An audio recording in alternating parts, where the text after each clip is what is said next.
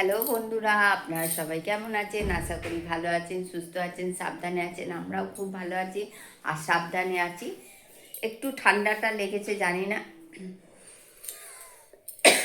December মাসটা আমার পুরোপুরি ভালোই কেটেছে।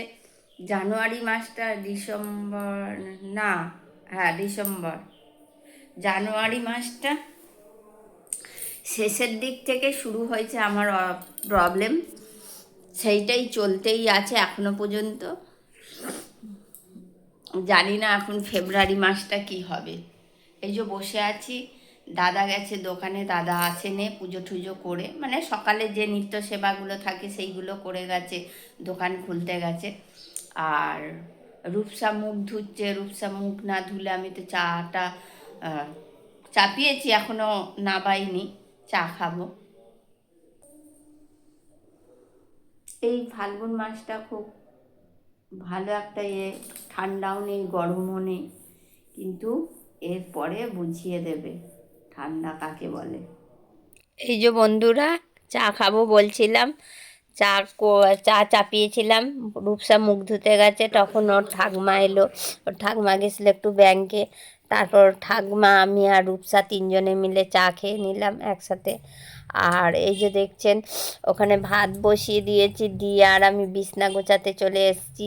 আর যে বিছনাটা আমি আজকে গোছালাম, কেন রূপসা রোজই গোছায়, মাঝে মধ্যে আমি গোছাই, রোজ আমি গোছাই না। রূপসা গেছে মেহেন্দি পরাতে আমাদের পাড়ায় একজনকে, ওর মামার বিয়ে, মেয়েটার মামার বিয়ে, তাই জন্য রূপসাকে বলেছিল মেহেন্দিটা পরিয়ে দিতে, ও ওই জন্য মেহেন্দি পরাতে গেছে। আর দেখতে পাচ্ছেন আমি বিছনা গোছাচ্ছি, না হলে আমি বিছনা খুব কমই গোছাই, ও থাকলে ওই গোছায়।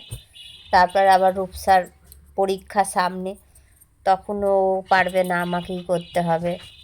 ও বিছনাটা গুছিয়ে বসে, টুকটাক কিছু কাজ করে দেয়, একদম যে করে না তা নয়, করে। আর এই যে আমি বিছনা গোছানোর পর চলে এলাম চা খেতে। একবার তখন চা খেলাম, দেখতেই পেলেন। আর বললাম দাদা গেছে দোকানে, দাদা এলো এই 11:30টার দিক করে, তখন ওই জন্য একটুখানি চা থাকছিল, দাদাকে দেওয়ার পর একটু বাড়তি চা ছিল, সেটাই আমি নিয়ে বসে পড়েছিলাম। আর ওইদিকে রান্নার সব রেডি করে, আর এদিকে ঘরটা ঝাড় দিতে চলে এসেছি। ঘরটা ঝাড় দেওয়ার পর তারপরে ঠাকুরের বাসন মাজা, ওটাও রূপসা দিয়ে করেনে, ছিল না যেহেতু, ওই সবগুলো আজকে করেনে, নাহলে মাঝে সাঝে ঠাকুরের বাসনও মেজে দেয়, আপনারা দেখতেই পেয়ে।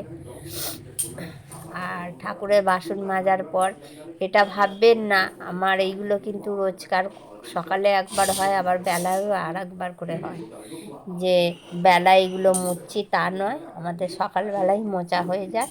তারপর আবার দুপুরবেলায় যেহেতু পুজো হয় ফুল দিয়ে, তখন সেই জন্য আর একবার করে মুছে দিই। আমরা যদি খাই তখন আমরা মুছি, আবার খাই, আবার মুছি, সেই রকমই। ঠাকুরও কি আর এটো জায়গায় দুবার করে খাবে, সেই জন্য মুছতে হয়। আর এই যে দেখছেন, আজকে একটুখানি, আজকে হচ্ছে বুধবার, বুধবার ওই জন্য দাদা একটু মাংস এনেছে, সেটাই আর কি করছি। আলুটাকে ভেজে নিয়েছি, পেঁয়াজটাকে ভেজে নিয়েছি, আর এই যেদিকে দেখছেন ভাত হয়ে গেছে, আর ওখানটা মাংসটা আদা রসুন সব মশলাপাতি দিয়ে মাখিয়ে রেখে ওই সব কাজগুলো করছিলাম। মাংস ম্যারিনেট করে রেখে আমি বাড়তি কাজ করছিলাম। তারপরে মাংস চাপিয়ে দিয়েছি, দেখতেই পেলেন। আর ছাদে জামা কাপড়গুলো শুকোচ্ছিল, সেইগুলো নিয়ে এসে দিলাম। রূপসা চলে এসেছে, এখন প্রায় বাজে 1:30। আর রূপসাই জামা কাপড়গুলো গুছিয়ে খেতে বসলো। দাদার পুজো ফুজো হয়ে গেছে, আজকে আর পুজো টুজো এইগুলো দেখাতে পারিনি, একটু দেরি হয়ে গেছে। খেতে বসে পড়েছি, আর রূপসাও এলো দেরি করে, আর ওই জন্য আমিও একা একা সব কাজ করেছি, ওই জন্য আজকে আর আপনাদের বাড়তি কিছু পুজো মোছা আর কিছু দেখাতে পারিনি। আর এই যে দেখতেই পাচ্ছেন লাল লাল ঝাল ঝাল মাংস, মাংস আর ভাত, আর রূপসার ঠাম্মা দিয়েছে আমের চাটনি। ব্যাস, আমাদের চাটনি থাকলে আর কিছু লাগে না।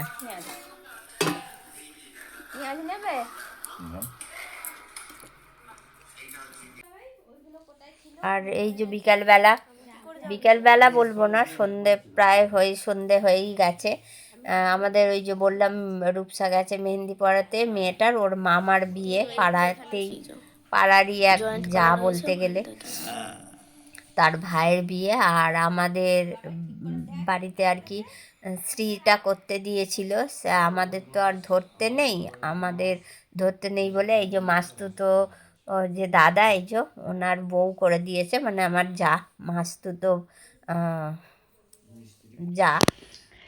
এই যে দাদা এসেছিল, দাদা চলে গেল, মানে মাসি শাশুড়ির ছেলে জয়দেব দা। চা করে দেওয়া হলো, চাটা খেয়ে চলে গেল। আর আমিও বসে আছি, আমারও রোজ একটু করে ঘোরার বাড়ি হয়েছে করে। রোজ সন্ধেবেলাই প্রায় ধরতে গেলে একটু বঞ্জির বাড়ি যায়। এই যে বঞ্জির এই যে কুকুরটা, ওর নাম হচ্ছে জ্যাকো, খুব দুষ্টু,